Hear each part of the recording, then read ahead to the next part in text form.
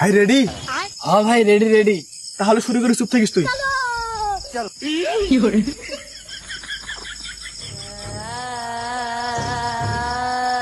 আমার কি ভূতের মতন দেখা যায়?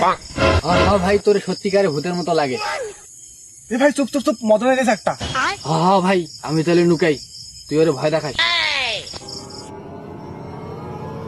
আজ প্রতি রাতে জেগে থাকি তোমার আশে। ভাই এ ভাই তুমি এত রাত এখানে কি করতেছো আর মুখে গেলে কি মাখছো?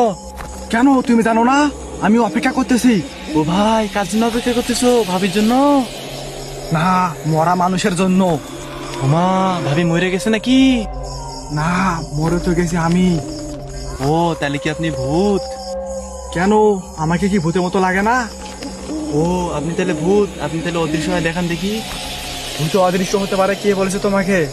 ওমা আপনি তাহলে জানেন না, তাহলেই দেখেন।